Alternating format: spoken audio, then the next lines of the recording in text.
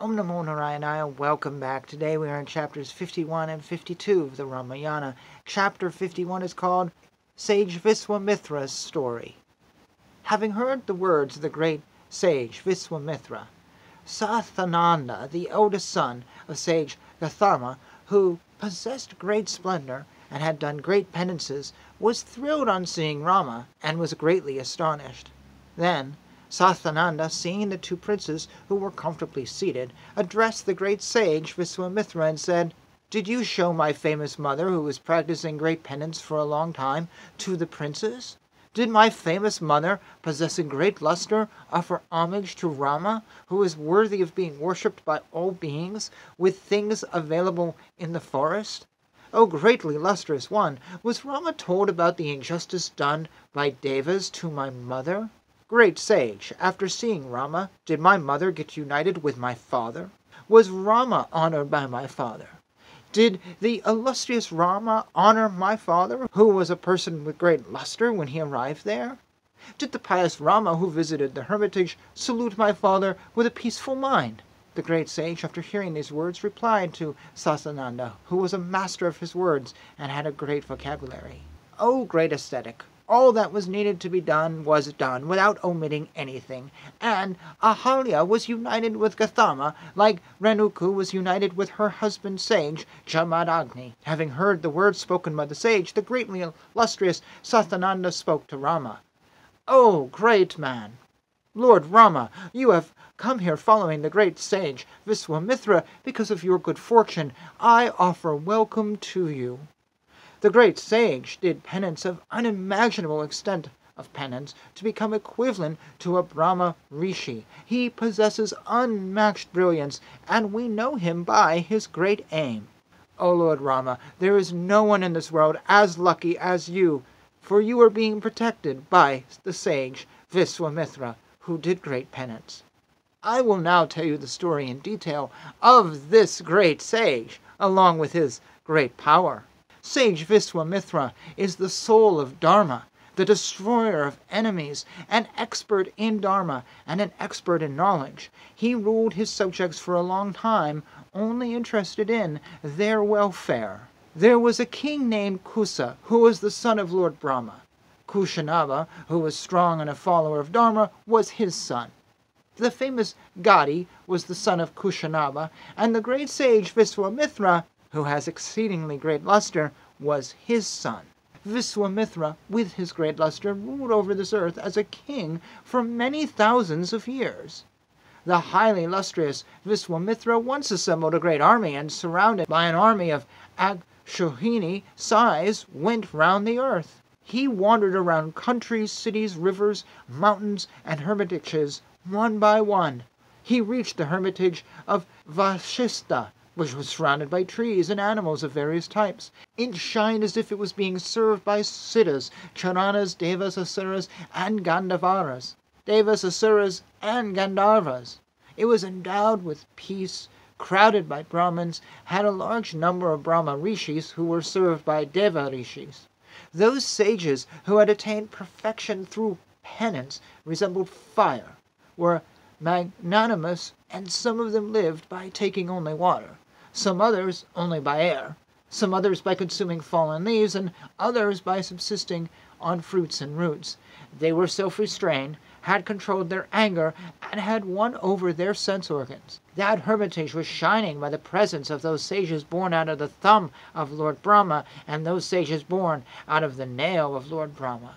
That very strong Viswamithra, who had conquered all his enemies, saw that hermitage, which was looking like a second Brahmaloka. Thus ends chapter 51. Chapter 52 is called Vasishta's Feet to Viswamithra. That strong Viswamithra greatly loved that place, which was the greatest place for chanting the names of God, and offered salutations. The great Vasishta received him properly and said, "Welcome to you," and ordered that a seat be put for him.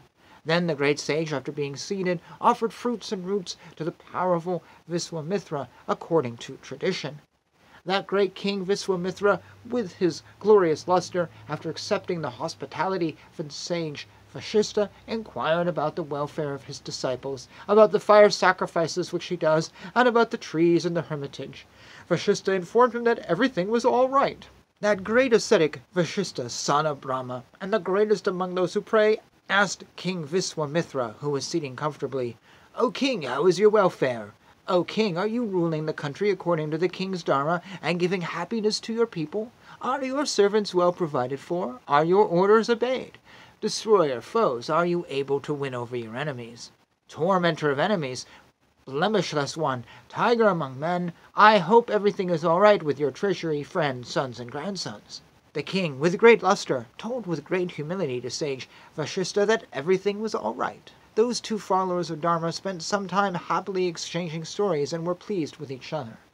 O Rama, after their conversation came to an end, the godlike Vasishta smilingly told the following to King Viswamithra. "O powerful one, I would like to offer hospitality in a suitable manner to you and your strong army. Please accept it. You may kindly accept the honors extended by me to you, as you are an honored guest and worthy of the homage which would be offered with all sincerity." After Vasishta spoke, the intelligent Viswamithra said, "The pleasing words that you have spoken are themselves great hospitality.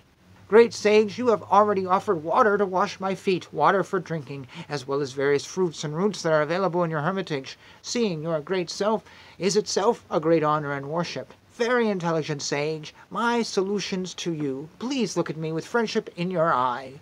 When the king spoke like this, sage Vasishta again and again requested him to accept his hospitality. In reply to those entreaties, the son of Gadi said, "Let it be so. Great sage, please do what pleases you."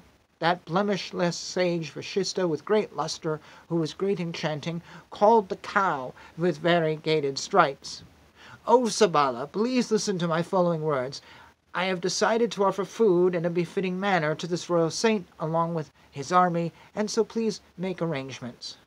O fulfiller of wishes, for my sake, quickly rain food of 6 different tastes as per the likes and dislikes of each and every one. O Bala, let food in the form of a collection of juice, pastas, and solids be created quickly and offered to them." Thus ends this chapter. I find it very interesting that, yes, this is a story of Rama. We don't get much about Lakshmana, though. I kind of wish we did. He needs a bigger role. But we are getting this story of Viswamithra, that he's not just any old saint. The story of Rama and Viswamithra, at least in this point, feels to me like it's weaving in and out. One needs the other. They can't go alone. Or maybe one is reflecting the other in some way. I'm not sure, just that this is kind of a nice development to see all this talked about the sage and letting us know who the sage is. It's kind of enjoyable. I kind of like it. It's neat to see this background to this other character who you originally don't necessarily give much thought to. Or I didn't, because I didn't know who he was. Unlike folks who grew up around the story, I'd never heard anything, So from my point of view, it's not like I'm living in a culture where Rama is talked about and you've seen Rama, whatever, and you know the characters without having read the story. I don't have that, so I'm getting all this for the first time. And, we're actually in sort of the last third of this first book, which I realize now it's really laying the foundation. I mean, the name of the book is, this is the story of youth or the boyhood. So we're getting the foundation. It's like the prologue, very long prologue. The things we need to know. No, let me put it another way. This would be like if you read the Dune series. Dune is considered the prologue for the books that come after it. Even though we always think of it as that's the main book. Frank Herbert really said, he goes, no, that's just the introduction to the story. What comes after is the main story. I guess it's kind of like that. I've been reading Dune over the last couple of years, so that's why I mention that. And I love that movie, all of them. Anyways, good place to end, talking about another book. So, as always, thank you for joining me. And until next time, Hare Krishna, Krishna Krishna, Hare Hare, Hare Rama, Rama Rama, Hare Hare.